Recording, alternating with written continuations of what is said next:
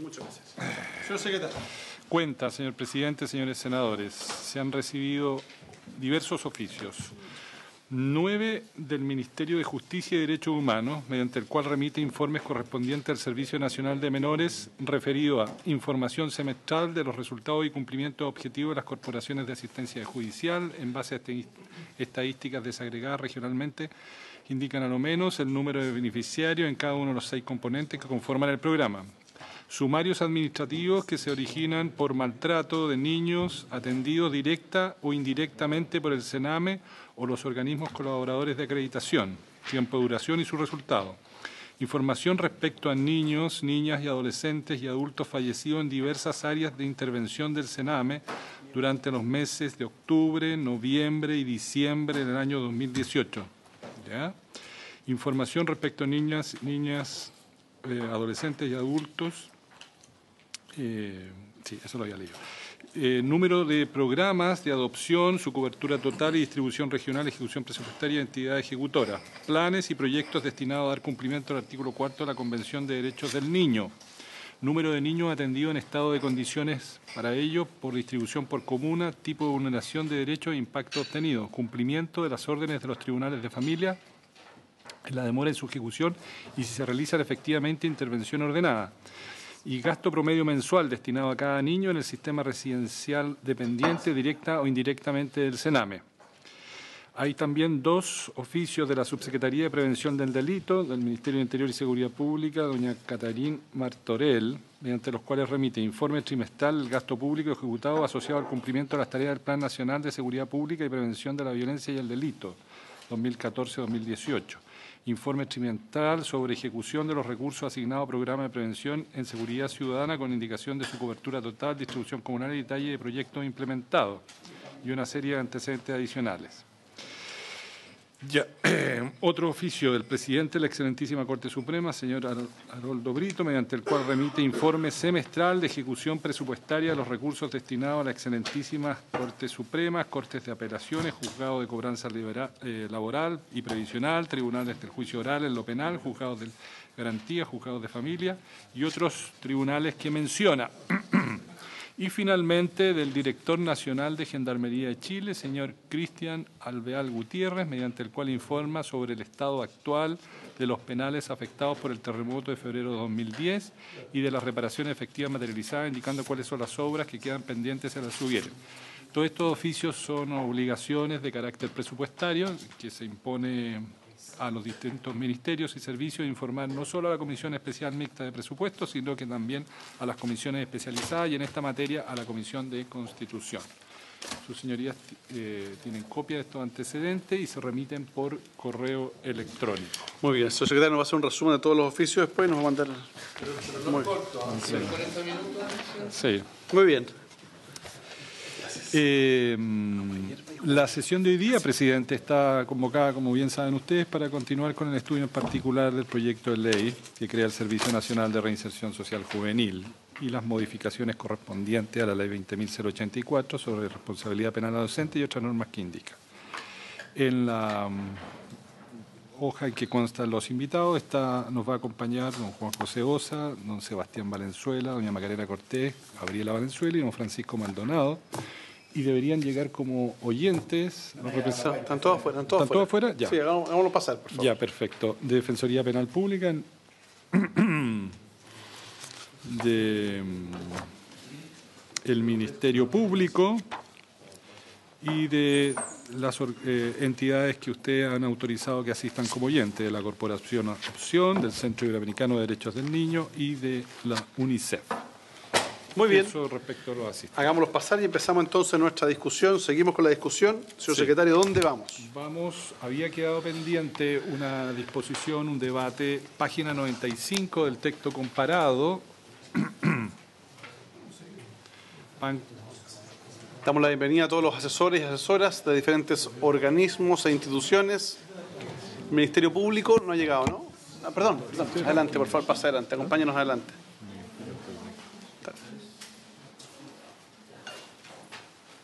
Muy bien. Señor secretario. En la página 95 del texto comparado. Página 95. Sí. quedó pendiente, se inició la discusión en la sesión de ayer relativo a las reglas para la determinación de la pena base. Se hizo una discusión sobre el primer párrafo y también se hizo un debate sobre la segunda parte, y antes de tomar una decisión, la comisión acordó dejarlo para el día pendiente, para el día de hoy, su votación. Eso, señor presidente, habría que tomar una decisión sobre el artículo 21, que son las reglas para la determinación de la pena base. Vamos a dejar ese artículo pendiente, ya que faltan 2 senadores. Y que es relevante. Bueno. Seguimos adelante, entonces no estamos. Sí, señor presidente, señores senadores, hay que darles copia del documento. Yo me quedé.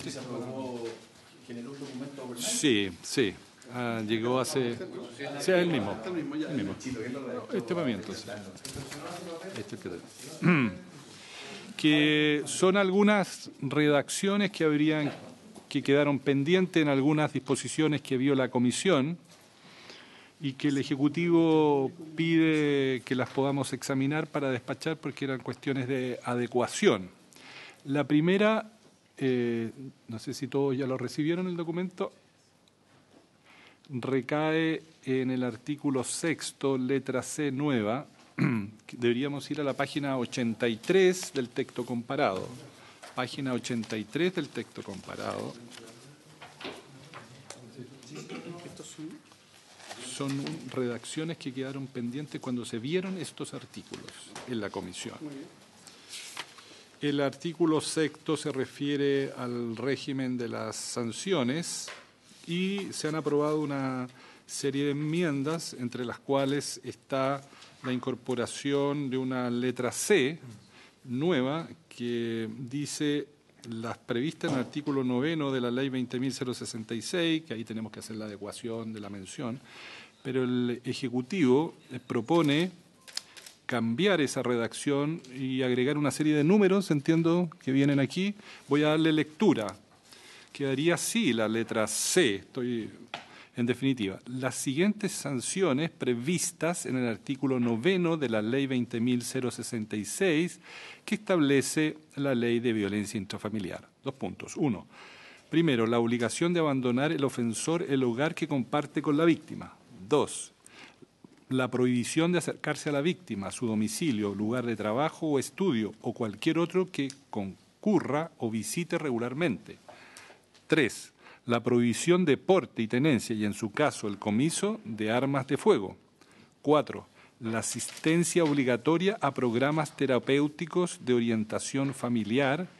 Y 5. La obligación de presentarse regularmente ante la unidad policial que se determine en la sentencia. Eso es lo que están pidiendo. Presidente, el texto se aprobó por parte de la comisión y solo se nos pidió que para reforzar la idea de que las penas estén expresamente señaladas solo en esta ley, que sea una decisión del legislador, agregar otras, que se hiciera mención una a una de las que estaban previstas en el artículo 9, y eso es lo que hace la propuesta. Solo se eliminan, y se puede ver en el mismo 83 y siguiente, que está copiado el 9 de la Ley de Violencia Intrafamiliar, se eliminan las frases que tienen que ver con gestión, en el fondo, con gestión.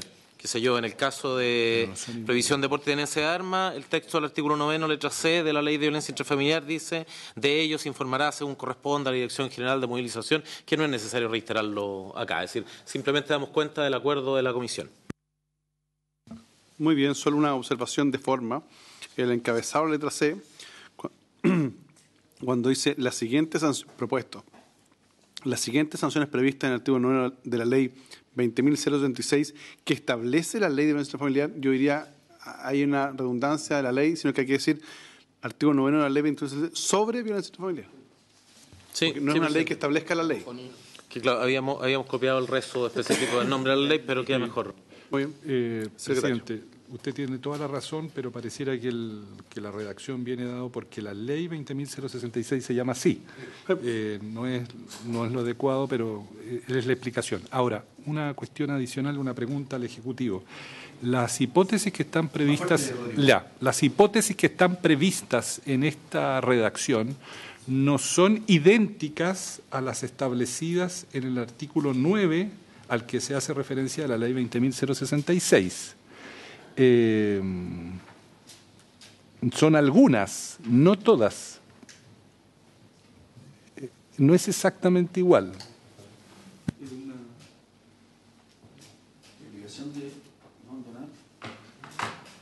La primera está igual, pero la segunda...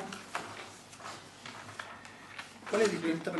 Por ejemplo, la letra C, hay referencias a organismos que no aparecen. Sí. En la letra D tampoco hay instituciones que darán. No sé si será por una cuestión de economía procesal o tiene alguna razón de ser, o vamos a copiar directamente las versiones, las letras que aparecen en el artículo 9 de la ley 20.066. Sí. En el caso de la letra C, efectivamente, la frase a continuación del punto seguido, si ambos trabajos no estuvieran en el mismo lugar, se oficiará al empleador editor del establecimiento para que adopte la medida de resguardo. En la letra C del artículo 9 de la ley de violencia intrafamiliar, senador. Prohibición de confidencia. Justo antes. Perdón, la letra B, me equivoqué, disculpe, senador. Si ambos trabajos estuvieran en el mismo lugar, se oficiará al empleador. Esa es una regla más bien administrativa, no establece el contenido preciso del nombre, por eso se eliminó. Lo mismo sucede con el ejemplo que cité delante. De ello se informará según corresponde a la Dirección General de Movilización, que efectivamente constituye más bien una cuestión administrativa, no el nombre específico de cuál es la... Pero la pregunta es, más allá de que sea una cuestión administrativa, si no va a estar incorporado en esta ley, lo que vamos a tener, lamentablemente, es que, por ejemplo, en el caso del empleador no se va a poder oficiar al empleador. O alguien podría oponerse a que se oficie al empleador. O en el caso de la ley de control de armas, digamos, también alguien podría objetar, digamos, que se informe a la Dirección General de Movilización. Lo planteo como una preocupación nomás. Era solo una cuestión de técnica. En el fondo, al tratarse de una condena, de una sanción, la verdad es que el empleador tampoco puede dar cumplimiento si recibe la notificación de que está... Pero si prefieren para mayor claridad, no es problema. Yo prefiero, en ese caso, ponerlo para efecto de evitar que es para que nos diga, mire, no se puede hacer, digamos. Si lo sacaron era por algo. Ah. ¿Parece? Lo aprobaríamos entonces, aprobaríamos el texto propuesto en el documento nuevo del Ministerio de Justicia con la incorporación de las funciones administrativas, digamos, que se habían eliminado. ¿Les parece entonces? Secretario. Muy bien, entonces lo pondríamos en votación, ¿Sí? presidente, con esa precisión. Don Víctor, ¿a favor? A favor. Senador Araman, a favor. Señor presidente, a favor. 3 votos por la afirmativa. Aprobada esta enmienda a la letra C del artículo 6. Después, el Ejecutivo hace algunas adecuaciones formales en los artículos 25 bis, 25 ter y 25 bis, que son referencias. Exacto, hay que cambiarla. Antes se refería a la letra C, ahora hay que decir el 1 y 2, etcétera, etcétera. Ya. Las aprobaríamos con la misma votación, pero siempre sujeto a que la revisión final del texto lo hagamos con la Secretaría. Bien, entonces ahora deberíamos ir a la página 117 del texto comparado. 117 del texto comparado. Sí. Aquí está lo de las H y todo eso. Claro. Ayer se examinó este artículo y el número 3 generó un debate y quedó el Ejecutivo de traer alguna propuesta para precisar algunas cuestiones que habían surgido en el mismo. Se refiere a la suspensión condicional del procedimiento, página 117 del texto comparado, y la letra C nueva que propone el Ejecutivo dice lo siguiente. El tribunal podrá imponer una o más de entre las condiciones señaladas en el artículo 238 del Código Procesal Penal, a excepción de las dispuestas en las letras E, F y H, y de la obligación de no residir en un lugar determinado, pudiendo asimismo decretar la obligación de reparar a la víctima, prestar un servicio a la comunidad o de asistir a programas de entrenamiento cognitivo, terapia familiar, de tratamiento de drogas, de intervención en violencia o abuso sexual u otro semejante. Deberá asimismo precisar la institución que se encargará de la ejecución, seguimiento y supervisión del cumplimiento de las condiciones impuestas y su periodicidad. Dicha institución podrá también solicitar la revocación de en los términos del artículo 239 del Código Procesal Penal. ¿Alguna observación de las instituciones? Yo creo que se recogió la voluntad. Solo, presidente, como detalle, lo que pasa es que los tribunales de tratamiento de droga es droga y alcohol solamente. No sé si puede quedar incorporado para que quede concorde. Pareciera ser también que falta acá incorporar la supervisión por parte del tribunal, porque en el marco de los tribunales de tratamiento de droga, la supervisión se debe hacer en audiencia de seguimiento.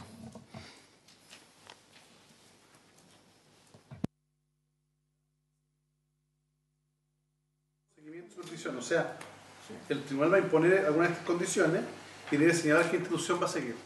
El tribunal. Yo lo entiendo así. La audiencia. Que tiene que revisar eso en la audiencia.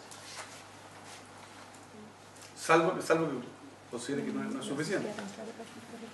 Presidente, que da la impresión que institución se refiere a una cosa distinta que un tribunal.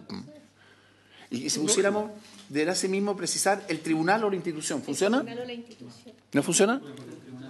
El mismo, el tribunal es el que está fijando esto. Presidente, solamente para aclarar, el tribunal competente viene determinado por ley. Lo que señala el Ministerio Público es que dentro de las buenas prácticas en modelos de tribunales de tratamiento de drogas y audiencias de seguimiento. Sin embargo, establecer aquí la institucionalidad que revise y que ejecute el programa de tribunal de tratamiento de drogas, creo que en este momento excede cuáles son las pretensiones, que lo importante era considerar que obviamente si existían antecedentes, se incluyera dentro de las condiciones la posibilidad del programa de tratamiento de drogas. De lo contrario, ya es una regulación específica respecto de cómo se ejecuta un programa de tratamiento de drogas, que sea lo que era la intención y el acuerdo de la Comisión de incorporar expresamente el programa. Mi percepción está bien, pero ¿cuál es la observación del Ministerio Público? Efectivamente puede que no hayan inconvenientes con la propuesta que se está presentando. Sin embargo, también se puede optar por mantener la letra H, que es la que en el marco de la letra H se puede establecer como condición el seguimiento en audiencias, es más abierto.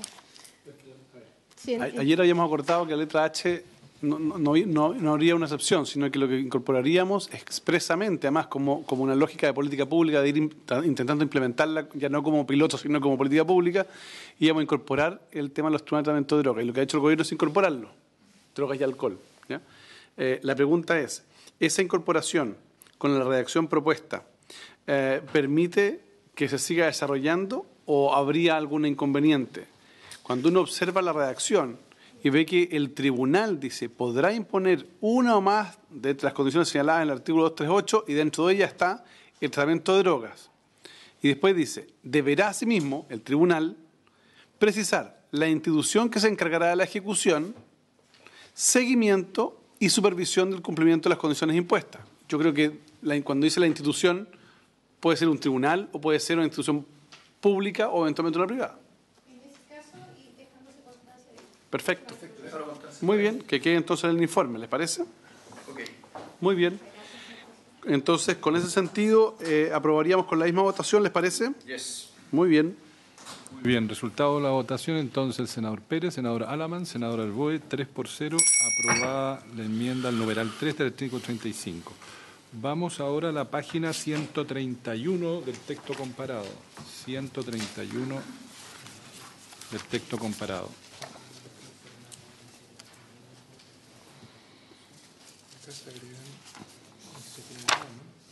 No, esto es una enmienda al artículo 40 bis. El Ejecutivo está proponiendo una nueva redacción para entender bien, una nueva redacción para la indicación 115. ¿Eso es? Son tres los temas que nos pidieron redactar. Primero, que quedara claro que solo la ejecución de la condena y no la condena lo que queda en suspenso. Hacia ello apunta la primera parte del inciso primero, en la parte que está en negrilla, que se especificara la sanción en caso de incumplimiento del plazo, que sería el nuevo inciso penúltimo, y que se asegurara que esto no dejara pendiente la ejecución de la privación de libertad, que está regulada en el 41 bis, aprobado en la discusión general, a lo que hace alusión el inciso final. Pero para entender bien, esto que se está proponiendo, estoy leyendo la página 1 del documento, la ejecución de las condenas impuestas, ¿sustituye algo? ¿Agrega algo? ¿Qué es lo que están pensando? Sustituye. No. Estamos hablando del inciso primero del artículo 41 bis. Exacto. El inciso primero del artículo 41 bis. Plan de intervención. Cuando empieza plan de intervención, toda condena. Toda condena, dice la ejecución de las condenas. ¿Dónde? Ahí donde dice toda condena. ¿Ya? Pasa por la ejecución. ¿Ya? Todo el inciso primero. ¿Ya? Perfecto. Muy bien. Le doy lectura entonces al nuevo inciso. Ya. En vez de decir toda condena impuesta, es la ejecución de las condenas impuestas. Y ya. Todos igual. Ya, perfecto. Muy bien. Bueno, le doy lectura. La ejecución de las condenas impuestas quedará sujeta a la aprobación judicial de un plan de intervención estructurado a partir de las reglas técnicas que al efecto determine el Servicio Nacional de Reinserción Juvenil y que deberá tener lugar en un máximo de 15 días desde la fecha en que se comunica la sentencia conforme a lo dispuesto en el artículo 468 del Código Procesal Penal. Dicha comunicación se hará en audiencia ante el tribunal encargado de la ejecución de la sentencia, siendo obligatoria la presencia del condenado. Para cobrar, solo se cambia la primera parte donde decía toda condena impuesta es por la ejecución de las condenas impuestas. ¿Le parece entonces esa primera parte aprobarla con la misma votación? Unánime, 3-0, senador Pérez, senador Alamán, senador Arboe. Aprobada. Quedaría entonces el inciso segundo, después vendría el inciso que habla de toda modificación, enseguida vendría el inciso que dice lo dispuesto, estoy leyendo en la página 132, y el Ejecutivo propone agregar 2 incisos nuevos a este articulado, que dice lo siguiente. El incumplimiento del plazo de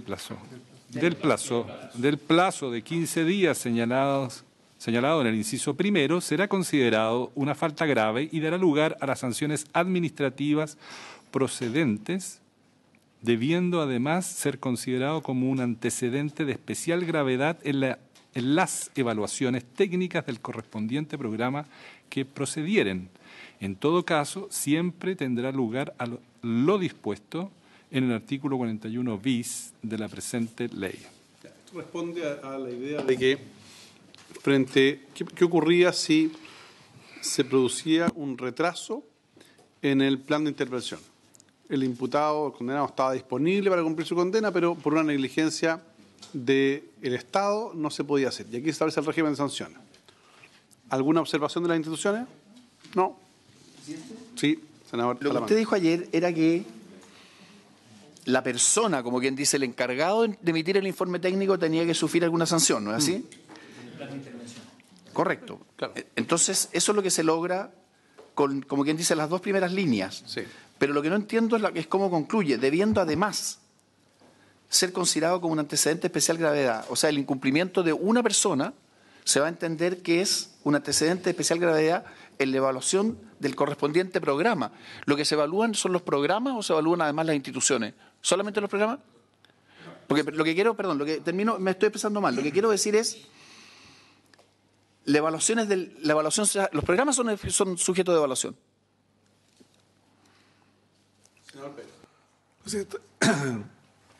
Lo que pasa es que esta norma tiene que mirar 2 situaciones, porque el servicio de rehabilitación lo puede aplicar, digamos, directamente a través de una institución colaboradora. Por lo tanto, si es realizada del servicio, ahí es la persona la que verdaderamente tiene que ser sancionada, porque es un funcionario público que no cumplió con una determinada tarea. Si es una institución,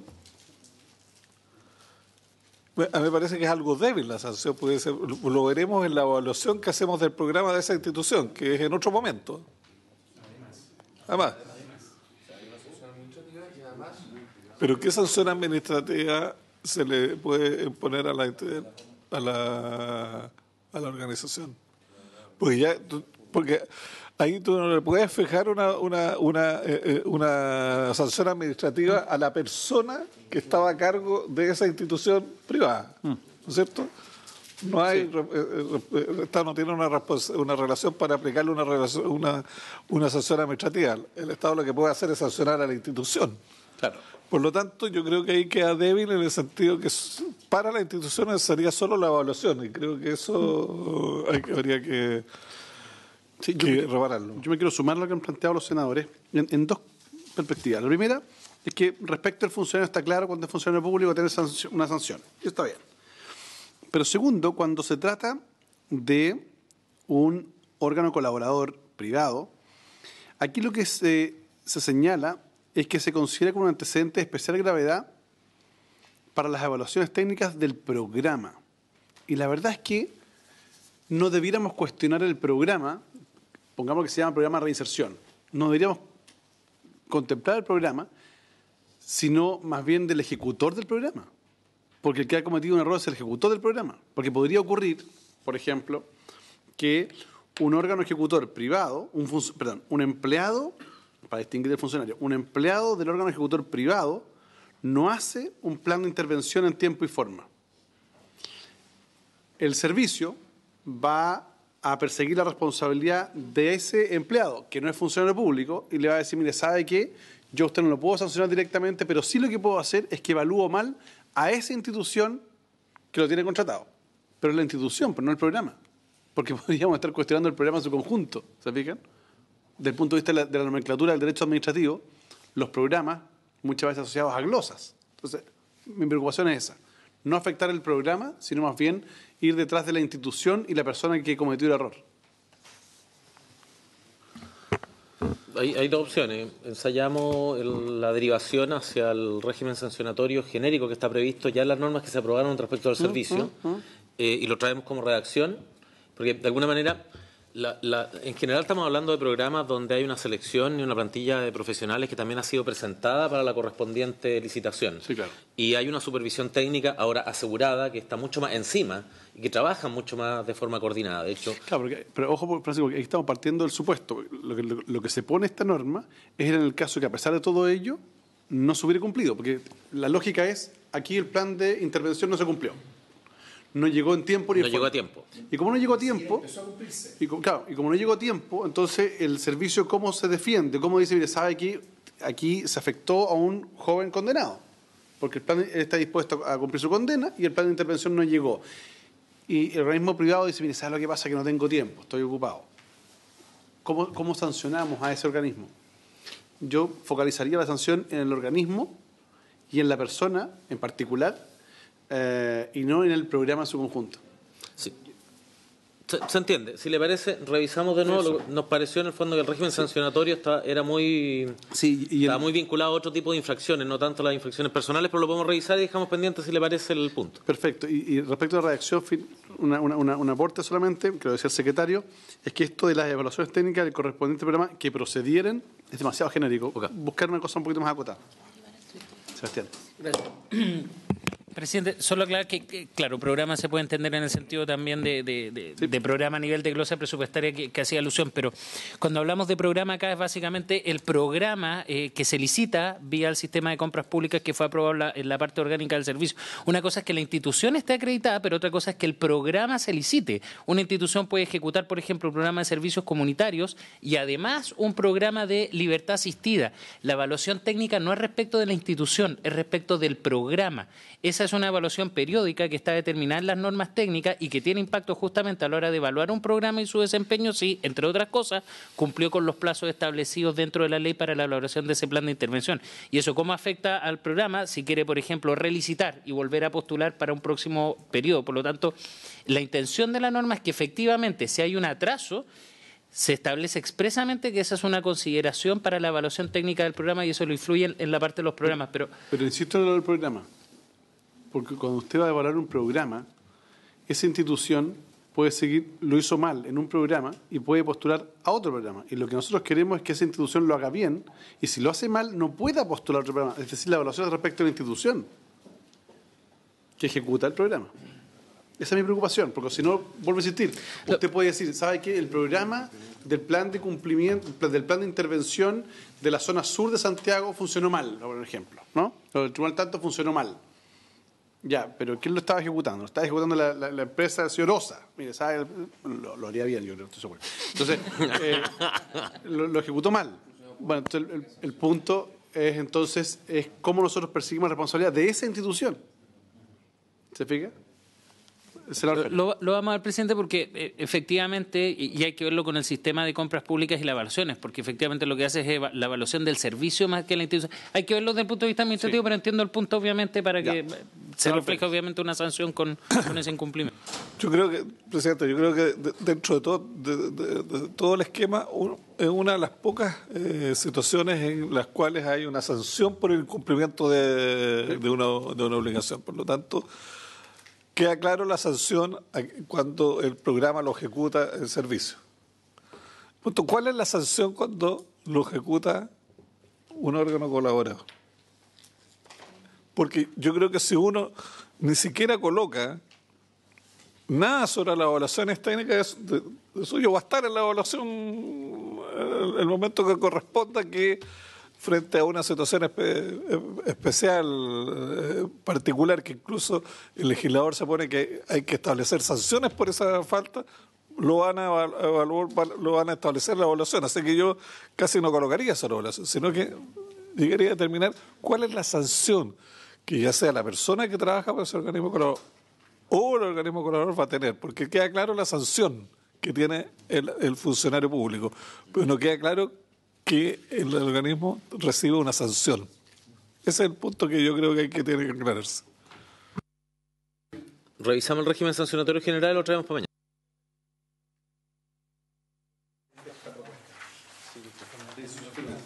Sí, el Ejecutivo hace llegar ahora lo que denomina correcciones menores. ¿Y la última línea quedó bien, entonces? No, quedó pendiente todo eso. ¿Quedó pendiente la última línea? Todo pendiente. Correcciones menores a partir de unas propuestas que ha formulado el Ministerio Público. Deberíamos ir a la página 97 del texto comparado, página 97. Está en este documento, sí, las propuestas menores, y están en la 97. Tienen que tener a la vista el 97, que se refiere al número 5. El artículo, sí. El artículo 23, número 5, se está suprimiendo el numeral 5, la expresión multa. En el 23, número 5. El Ejecutivo está proponiendo ahora una nueva redacción, un nuevo número 5, para entender bien, porque este documento lo acabamos de recibir. A lo mejor Francisco. Presidente, como contexto, más que Francisco puede explicar en detalle, tuvimos una reunión con el Ministerio Público de coordinación precisamente a propósito del proyecto en general, y nos plantearon algunas dudas interpretativas respecto de algunas normas, no respecto del fondo del asunto, sino de algunas interpretaciones que podían generar ciertas dudas, y por lo tanto acordamos trabajar en estas modificaciones que son las planteadas acá para precisar cuál es el sentido de la norma. Por lo tanto, por eso, si bien se trata de correcciones menores, lo que hacen es precisar cada uno de los aspectos. Entonces ahí podemos partir explicando en particular respecto de este caso que he contemplado cuando hay una sanción de multa para el régimen. Gracias, presidente. La primera duda tiene que ver con el tramo quinto del artículo 23. Efectivamente, como señalaba el secretario, la multa se eliminó como sanción, es decir, se eliminó como posibilidad a imponerla, pero no se ha eliminado el sistema de adultos. Y por ende puede darse una condena que venga con una multa del sistema de adultos y que tenemos que convertir al sistema de adolescentes. Es decir, la pena aplicable en el régimen de adultos sería una multa. ¿Cómo juega esa multa Ahora, nosotros entendíamos que esa materia estaba cubierta, porque el tramo quinto dice si la pena es igual o inferior a 60 días o no constituye una pena privativa o restrictiva de libertad, ejemplo, multa, estamos en el tramo quinto. Nosotros entendemos que está suficientemente consagrado ese caso ahí. Pero se nos planteó que por eliminarse la multa como output, como salida, podría haber alguna duda. Entonces, proponemos agregar o fuere multa. Y queda clarito que si el sistema de adultos viene una multa, entra en el tramo quinto.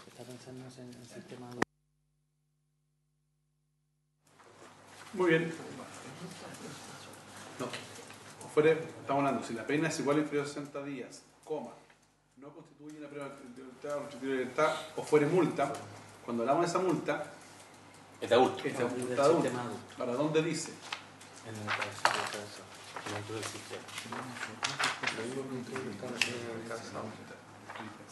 Sí, Para que no se provoque confusión. claro, porque si no, alguien podría interpretar que volvimos a reponer la multa. Y lo otro que además recuerden que vamos a tener que hacer la concordancia, porque en varios artículos hemos ido eliminando la multa.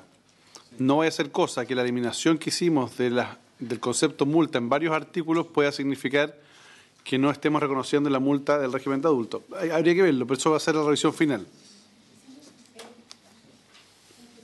Solo aclarar que no debiera prestarse a confusión porque la incorporación de la multa está dentro de los tramos del artículo 23 que precisamente se remite a las penas de adulto para posteriormente hacer la transformación en el artículo 24. Entonces, que hay constancia aquello. Si le parece entonces, con la misma votación. Sí, 3 votos por la afirmativa. Senador Pérez, senador Alaman, senador Arboe. Aprobado, entonces 3-0 es la sustitución del número 5 del artículo 23. Después hay que ir a la página 113 del texto. 133. Perdón, 133 del texto. Sí. 133, que es la enmienda a la idea de intercalar un artículo 44 nuevo. Que se refiere a la remisión de antecedentes. Hay una nueva redacción que propone el Ejecutivo, diría así, artículo 44. Remisión de antecedentes. Si la condena impusiere las penas de reparación a las víctimas, prestación de servicios en beneficio de la comunidad o amonestación, y en el curso del proceso se conocieren antecedentes que den cuenta de que el condenado presenta adicción a las drogas o al alcohol, el tribunal ordenará en la misma sentencia que dichos antecedentes sean remitidos a la autoridad competente para la adopción de las medidas o acciones que corresponda aplicar. Presidente. Sí. El texto que aprobó la comisión no se modifica en su contenido. Habla de medida de protección. O sea, en estos casos donde tenemos que derivar al tratamiento o a una institución para efecto que se disponga el tratamiento esencialmente en droga, se refiere el texto aprobado a que se remitirá a la autoridad correspondiente para la adopción de la correspondiente medida de protección. Lo que se nos observó, y con razón, es que eso puede dejar la impresión de que estamos hablando solo de las medidas de protección de menores.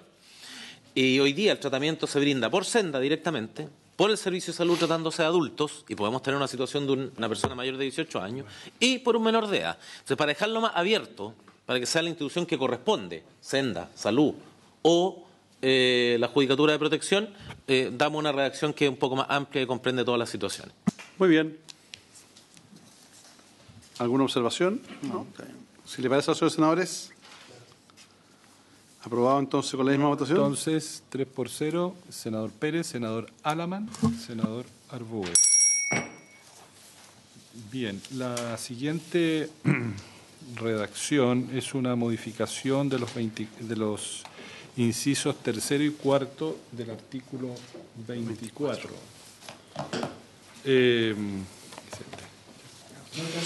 Sí, lo que pasa es que ustedes aprobaron una enmienda al artículo 24 que está contenida en el documento que dice 10 de septiembre de 2018.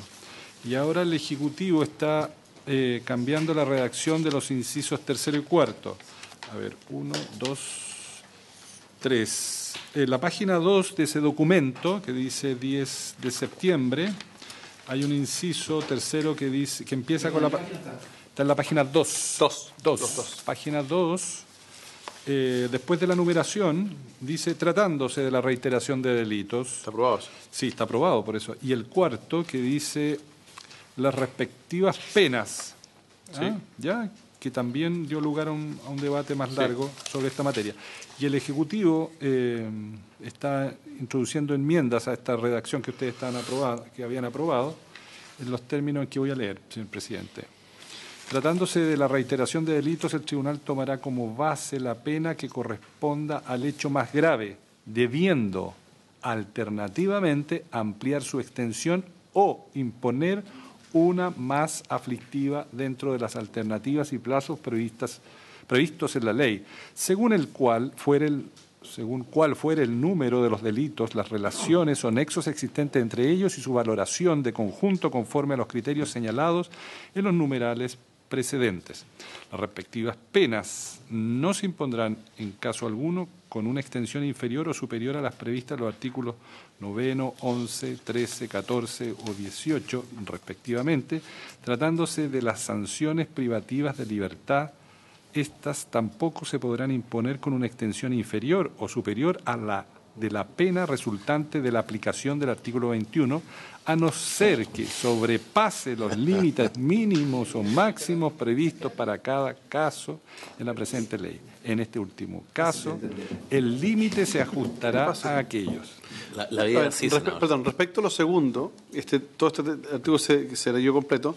La única modificación es que se cambia la palabra supere por sobrepase, nada más. Lo otro ya estaba aprobado y la discusión ya la dimos. Voy a la explicación, presidente. Sí. Por su intermedio, la primera modificación que cambia el pudiendo ampliar por debiendo alternativamente ampliar, solo es el cambio. Así es. En el primer inciso que se modifica, Andrés, tratándose de la reiteración, ya. No, ese es el otro. Lo que está marcado en negrilla, senador, es lo que cambia. La idea del texto que aprobó la comisión es que en caso de reiteración, el tribunal debe o subir a la sanción superior o ampliarla en plazo. Y la expresión pudiendo dejaba la impresión de que esto era facultativo. Lo que hemos hecho es una redacción que mejora el mismo criterio, dejando nítido que o la ampliación del plazo o la sustitución es imperativa. Que eso fue lo que se nos solicitó y acogimos. Y en el inciso siguiente... ¿El caso de la persona que asalta 4 farmacias en la misma noche? Exactamente. ¿Es el caso? Así es. Reiteración. Sí, perdón. Y el segundo, como decía el presidente, solamente se cambia el superar por sobrepasar. Sí. Lo que se nos objetó es que superar dejaba la sensación de que era solo hacia arriba, a pesar de que decía superará los límites mínimos o máximos, o sea, supera hacia arriba o hacia abajo. Sobrepasar es un poco más neutro y no deja duda a interpretación. Es el mismo texto con esas dos adecuaciones que dejan más nítido el criterio acordado por la comisión. Muy bien, secretario. Sí, señor presidente, señores senadores, una consulta al Ejecutivo. Lo que pasa es que en el texto aprobado como inciso tercero del artículo 24 venía una oración adicional que no figura en esta nueva redacción. ¿Qué es lo que debemos entender? ¿Que esta nueva redacción sustituye completamente lo que había aprobado la comisión o hay un error de transcripción y no se copió la parte que venía en la indicación del 10 de septiembre? Presidente. Sí. Como señala el secretario, tiene razón. Efectivamente, esa parte está aprobada. Sí. Solamente copiamos para que se entendiera el fraseo la parte correspondiente, pero el resto está aprobado y no es la pretensión modificarlo. Muy bien, entonces aprobaríamos estas modificaciones que en el primer caso se cambia el pudiendo por el debiendo alternativamente o imponer y en el segundo caso se reemplaza el superar por sobrepasar. ¿Le parece a los senadores?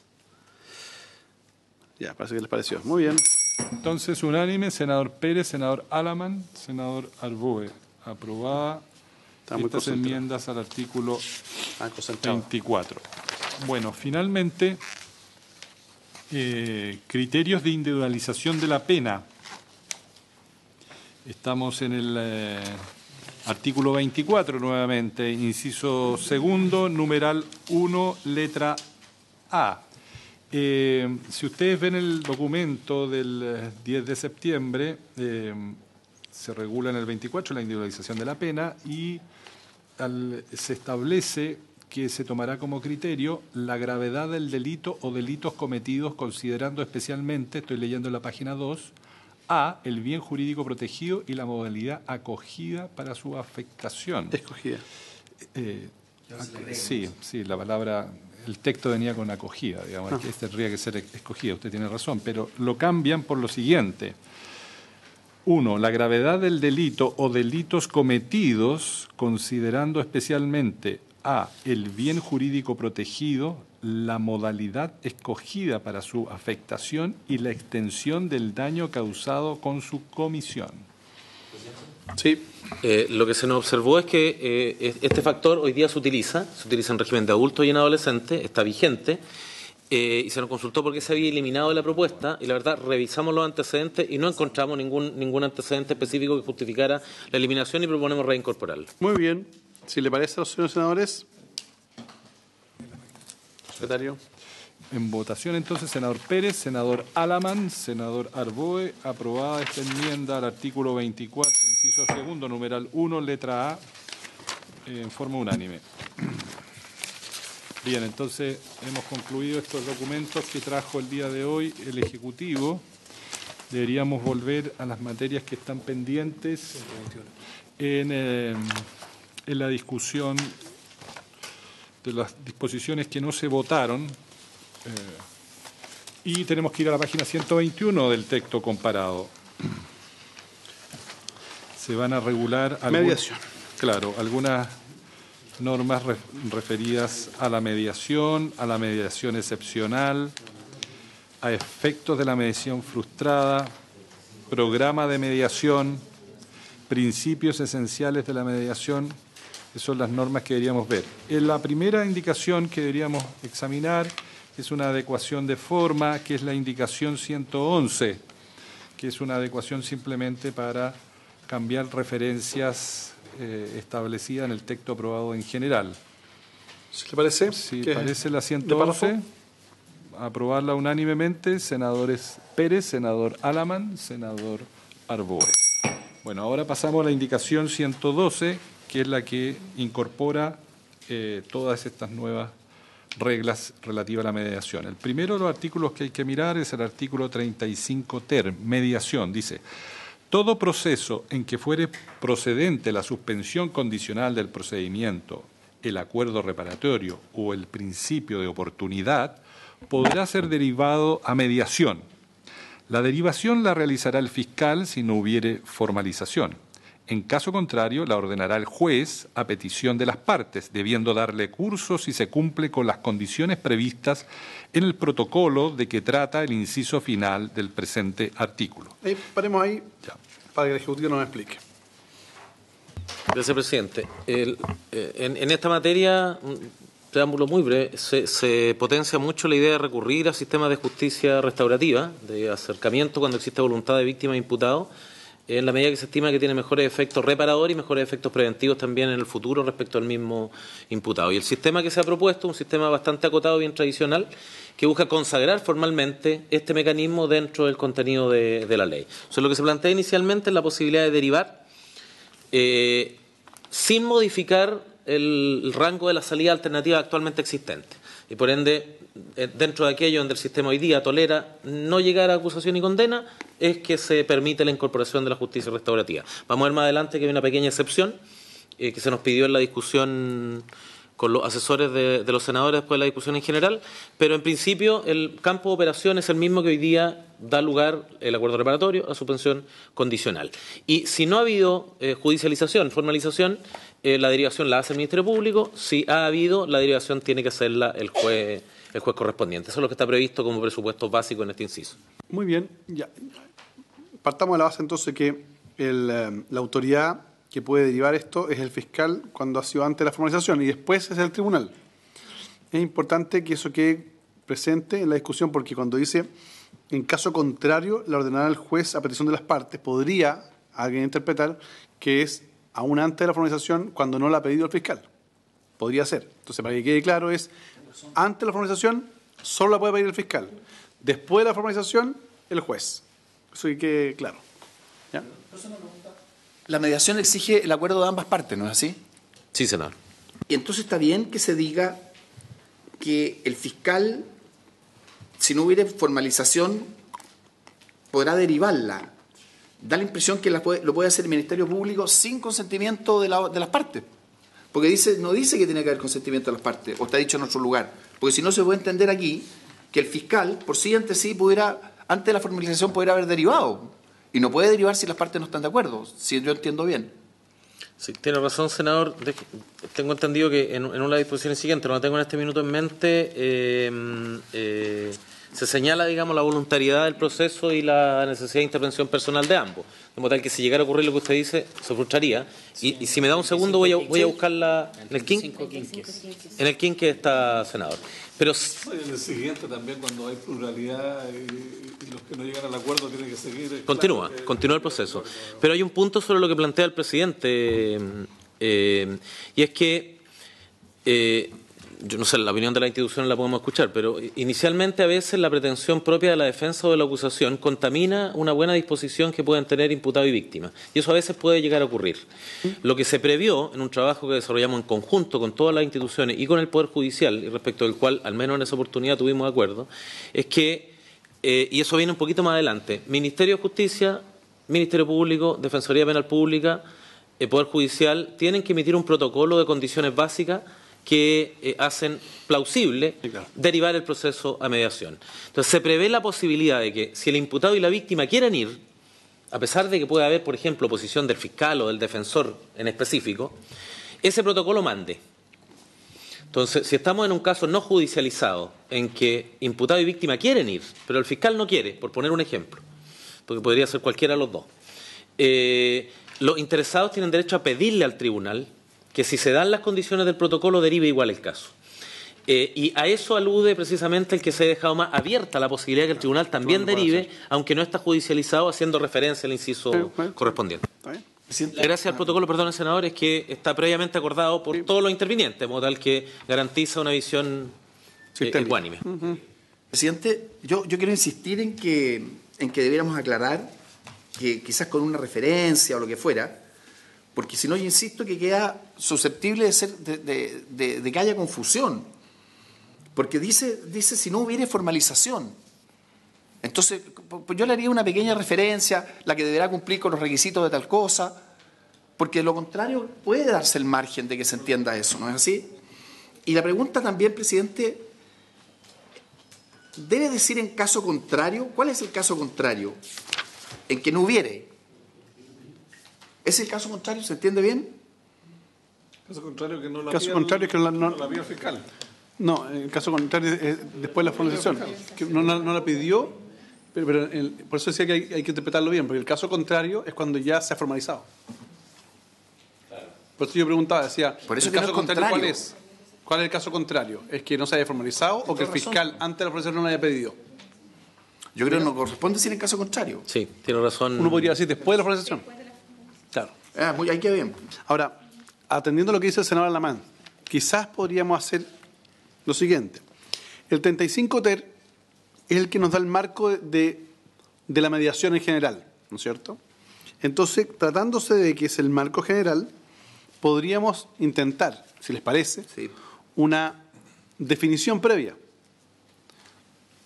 Será mediación 1, 2, 3, 4, y siempre ahí ponemos la característica que es voluntario, ¿no? Queda mucho mejor que y luego de eso, en el 35 ter bis, no tengo idea, le ponemos lo que está acá. Con ello fijamos como el marco, qué se entiende por mediación, y luego de eso nos vamos a las reglas, si les parece. Presidente, ¿De cuándo procede? No, yo quiero concordar con su criterio, porque además por un problema de orden, porque en definitiva tenemos 4 artículos antes, o sea, todo un artículo 85 ter, y finalmente el tema de la voluntariedad aparece como metido entre medio, ¿no? Entonces, si es de la esencia de la mediación, yo hay mucho mejor que acojamos el criterio del presidente, que hay una definición y que en esa definición quede claro que es voluntaria. Y eso ordena todo el resto de las disposiciones. ¿Les parece? No hay problema, presidente. Entonces, adecuaríamos en un 35 ter nuevo, digamos, la definición de mediación, el carácter voluntario, para luego seguir con este artículo, que es el que nos va a acompañar en el momento en que se puede pedir y quién puede pedir la mediación. Y cambiaríamos la expresión por el contrario por una expresión más feliz que nos permita distinguir que se trata del caso de después de la formalización. Lo dejamos pendiente, ¿les parece? Muy bien, sigamos entonces. Inciso segundo. En cualquier caso, la derivación suspende el curso del correspondiente proceso. Si en la causa existiere pluralidad de imputados o víctimas, el procedimiento continuará respecto de quienes no hubieren concurrido al acuerdo. ¿Francisco? Es lo que dice el presidente. La verdad, en el fondo, si es el único imputado, se para el proceso. Esto tiene correlación también con una norma que está aprobada, que suspende el plazo de prescripción. Y si hay otro imputado, que siga adelante, digamos. A mí me parece que este inciso está bien, pero presupone que antes habíamos dicho que era voluntario. ¿Se fijan? Porque habla del acuerdo de voluntades. ¿Ya? Entonces, si les parece, ¿aprobaríamos este inciso? Unánime, senador Pérez, senador Alaman y presidente. Aprobado el inciso segundo, 3 votos por la afirmativa, ninguna negativa. Inciso tercero, la mediación exitosa, con acuerdo cumplido por parte del imputado, dará lugar al archivo o al sobreseimiento, según sea el caso, sin perjuicio de los acuerdos alcanzados respecto a los efectos civiles del delito. En 6 líneas hay 3 acuerdos. Claro. Don Francisco.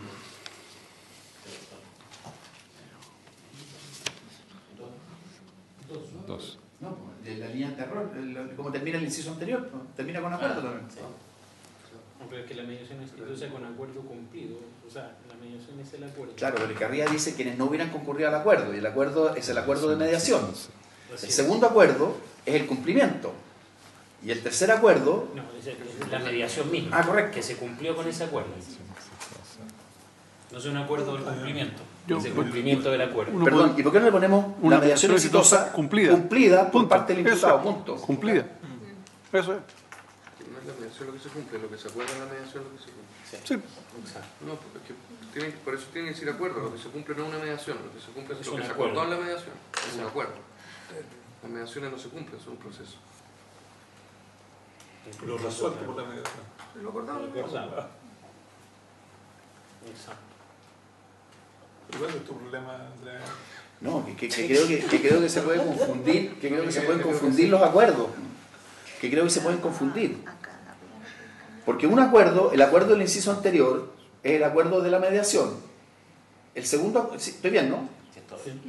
Y el segundo acuerdo es el acuerdo del cumplimiento, como dice su secretario. ¿Por qué no usamos una palabra distinta? Presidente, ¿y si sacamos el acuerdo del inciso anterior? Sí, que no concurrieron. ¿Quienes no hubieran concurrido? Ah, mejor, A para la la mediación. mediación. A la mediación. A la mediación.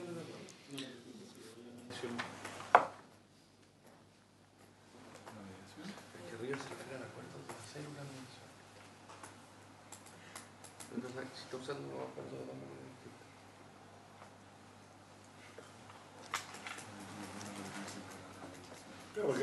¿Y si le ponemos? La aceptación de la mediación más que acuerdo. ¿Y qué pasa si le ponemos la mediación exitosa cumplido por parte del imputado aquello a que se hubiera obligado? ¿Funciona? ¿Cómo? Ponerle la mediación exitosa cumplida por parte del imputado la obligación a la que se hubiera obligado, una cosa así. O la conducta a la que se hubiera obligado, o a lo que se hubiera obligado. Que técnicamente no es una obligación, forma parte de un acuerdo que es más compromiso que obligación. Bueno, yo no me corto las venas, si se entiende que queda bien, Felipe, tú que le pegáis. Y que técnicamente es cierto que dice su secretario, lo que se cumple es el acuerdo, no la mediación. No hubieran aceptado la mediación.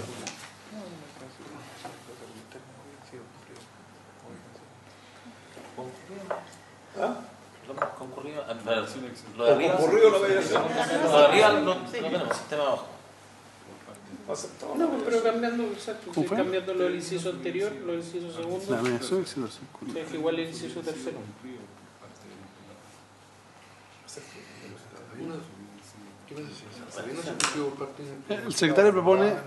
El secretario propone lo siguiente, que diga la Secretaría. La mediación exitosa. Siga. La mediación exitosa Que hubiera sido cumplida por parte del imputado. Es que no es la mediación lo que se cumple, lo que se acuerda en la mediación. Entonces, ¿qué pasa si decimos algo así? Si el imputado cumpliera con lo acordado en la mediación, ahí sigue. Si lo que se está poniendo es que para que procedan los trámites posteriores, el inculpado tiene que haber cumplido lo que acordó en la mediación. Eso es lo que estamos haciendo, ¿cierto? Entonces podría decir, debiese decir, habiéndose cumplido por parte del imputado lo acordado en la mediación, y sigue. Habiéndose cumplido por el parte imputado. del imputado Lo acordado en la mediación lo acordado en la mediación, dará lugar al archivo o al sobreseimiento. ¿alguna observación? ¿Estamos? Ya, habiéndose Cumplido por parte del imputado. Lo acordado en la mediación.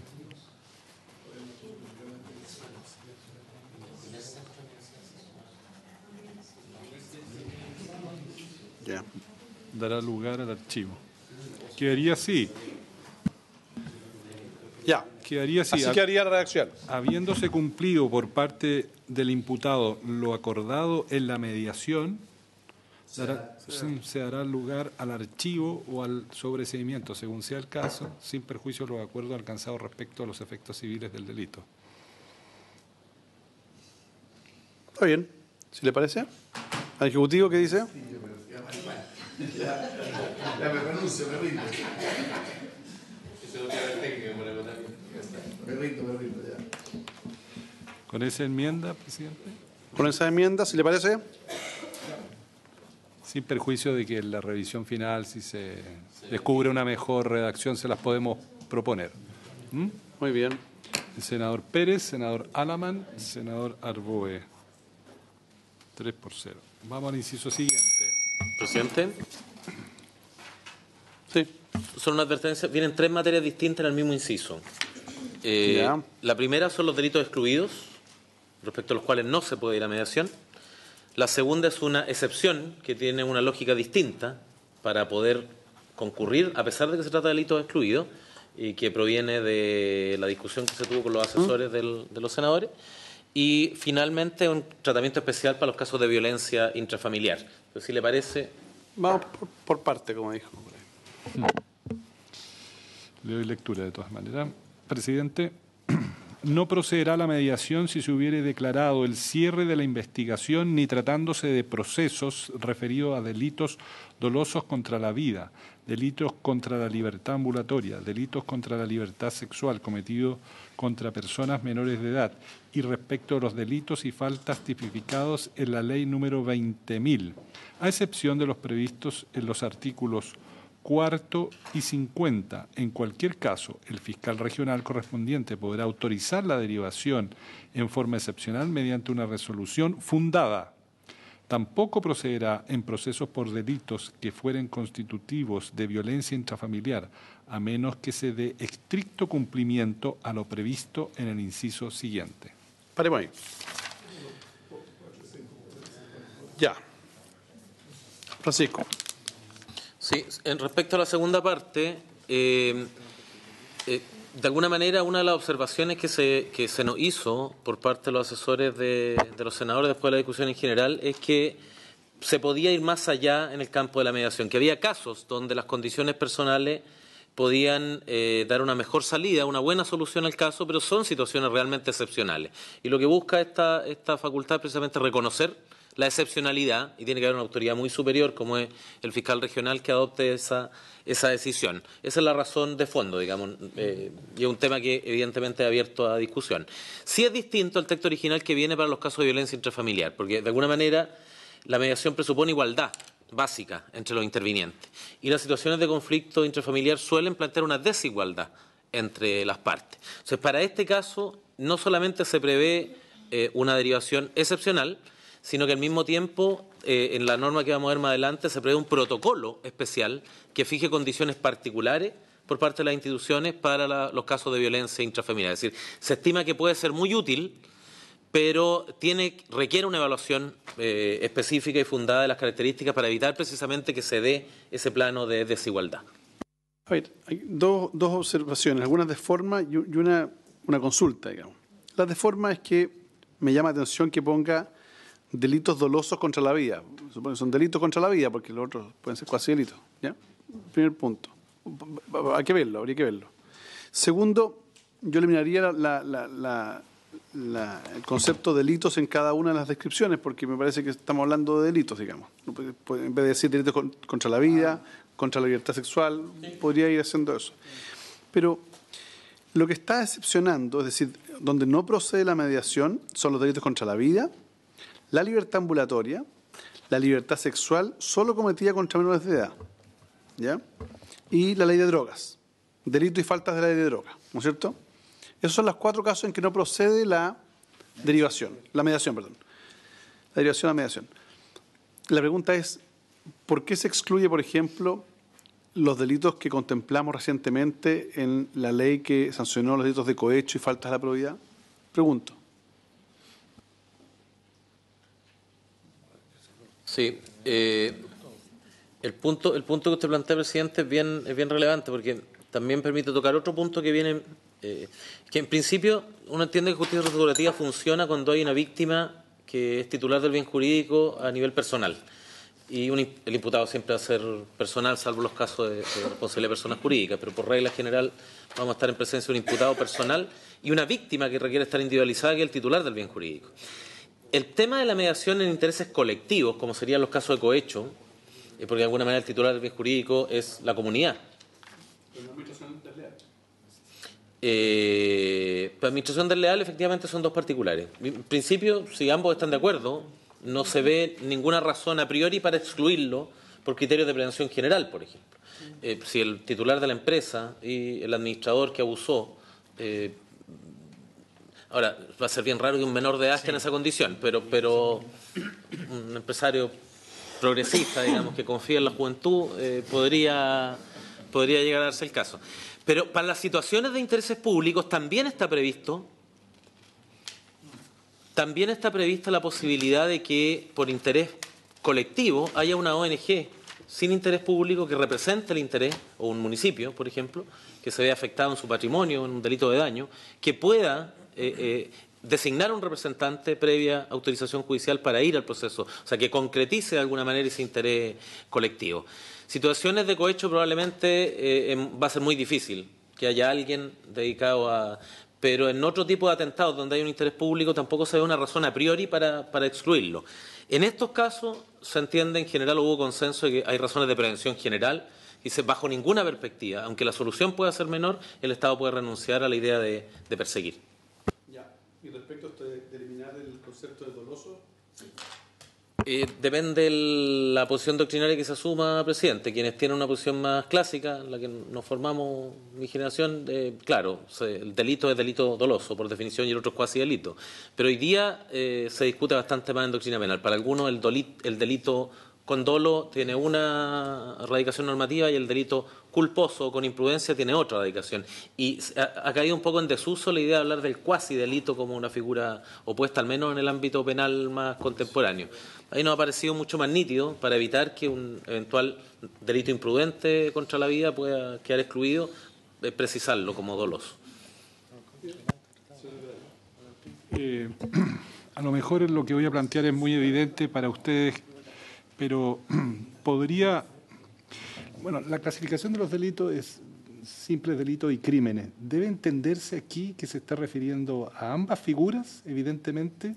Y no habría que mencionar simples delitos o crímenes porque hay distintas hipótesis, digamos, y distintas gravedades de sanción.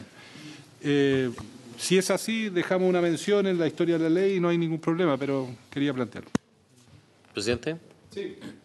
En general se entiende cuando se utiliza la expresión delito a seca, comprende ambas categorías, pero si clarifica, yo creo que la propuesta del secretario puede ser atendible. Crímenes o simples delitos contra y continuamos. En cuyo caso no se requiere la expresión doloso, porque si dice crímenes y simples delitos, todos asumimos que se refiere a los que requieren dolo en Código Penal. Es un simple delito.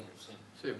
Ya, y la otra observación es que nosotros lo que estamos excluyendo un conjunto de delitos respecto a los cuales no va a proceder la derivación a mediación. Pero no es nunca. Porque en el punto seguido dice, en cualquier caso, o sea, el fiscal regional podría, por resolución fundada, en un delito contra la vida, no O sea, someterlo a derivación de una mediación. O sea, le vamos a dar la facultad al fiscal regional para que decida en caso de delitos que, por prevención general, como se ha dicho acá, se califican como graves y no debería proceder. Ese es el contenido, por eso un inciso, una... Presidente, pero mire, en la misma línea en la que usted señala, aunque sea resolución fundada, a mí me da la impresión de que darle al fiscal regional una atribución de esa naturaleza no se justifica, y siento que además tiene otro efecto, tiene un efecto de, comillas, ablandamiento de la sanción producto de los delitos, porque los delitos que ustedes colocan arriba, no es así, ¿por qué los excluyen? Los excluyen por la gravedad que tienen. Esa es la razón de la exclusión. Entonces, si en definitiva abrimos una ventana, entonces obviamente que alguien puede decir, mire, en el caso de un delito contra la vida, yo también voy a tener la posibilidad de que haya una mediación. A mí me cuesta percibir cómo podría haber una mediación en los delitos contra la vida.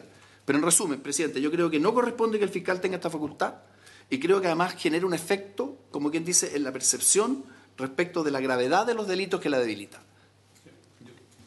Yo soy partidario de no otorgar esa facultad. Porque además estamos hablando, por ejemplo, delitos sexuales contra menores. Y vamos a dejarle al fiscal regional la posibilidad de llevar a una derivación, a mediación, un delito como ese. Yo creo que con mucho cariño y mucho respeto por los fiscales regionales, no me parece que sea la autoridad encargada de poner fin a un procedimiento por la vía de la mediación. A mí no me parece que sea adecuado, por lo menos en mi opinión personal. ¿Se rinde el Ejecutivo? ¿Lo rechazamos entonces?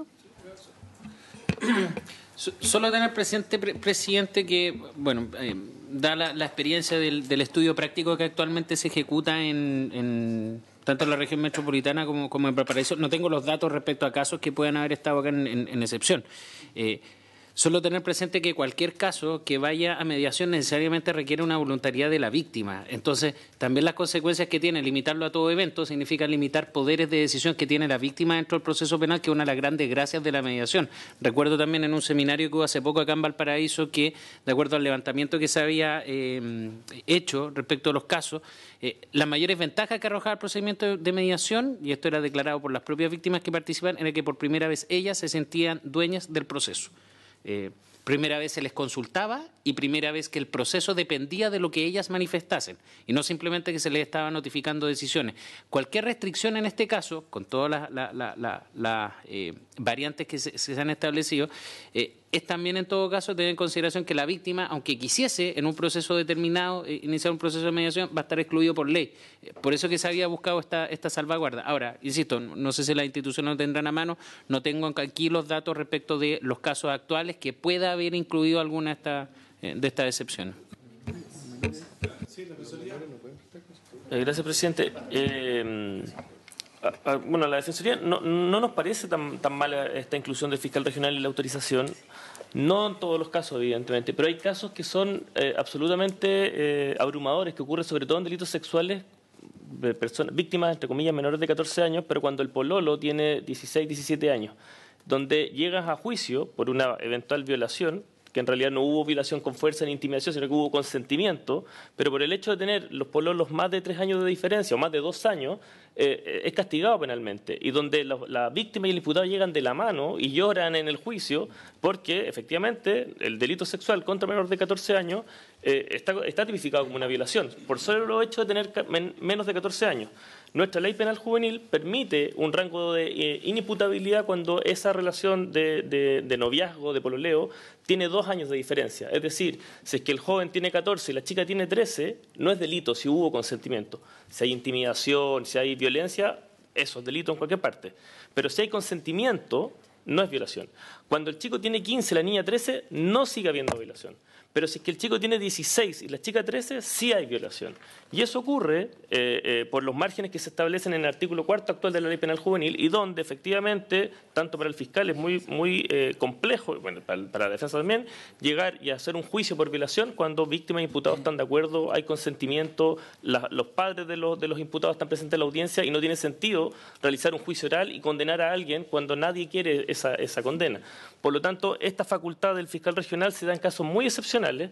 No creo, honestamente, que llegue una víctima de un homicidio a mediar. Eso no va a ocurrir, porque tal como dice Sebastián, si es que no hay acuerdo por parte de la víctima, no va a haber mediación. Entonces, esta facultad del fiscal regional, que va a ser muy excepcional, nos parece absolutamente coherente con lo que está actualmente estipulado, sobre todo en el artículo 4 de la Ley 20.084. Si me permite, presidente, Sí, por favor. agregar algo. En realidad es para situaciones excepcionalísimas. Y entonces lo que importa aquí es el control de esas situaciones excepcionales. En este caso se propone que sea el fiscal regional el que derive la mediación. Creo que es posible aumentar el control señalando que sea el fiscal regional quien lo solicite fundadamente y sea el juez el que por lo tanto decida respecto a la derivación. Ya, está bien. Si es tan excepcional, entonces no podría encabezarse diciendo en cualquier caso, digamos. Partamos por ahí. Uno podría poner excepcionalmente. Claro, es un buen argumento el que dan, en el sentido de que es una forma de salida a casos prácticos de relaciones consentidas, más no legitimadas por la ley. Y eso es un punto relevante. Ahora, ¿cómo hacemos? Uno podría, en esos casos, pero delitos contra la vida, yo iría probablemente sacando, porque no creo que haya otro caso, o sea, que un menor de 16, mate a su madre, no sé, estoy pensando, porque hay una mediación. ¿Y ahí, perdón, la mediación sería entre quiénes? Ahí no podría haber mediación, pues sí. En el caso que una persona mate a otra, ¿hay mediación? ¿No puede haber? Porque la víctima no está. O sea, con la víctima de la definición procesal, familiares. ¿Cómo? ¿La mediación sería con los familiares? Ah, correcto. Con mayor razón no. Nadie quería lo hizo.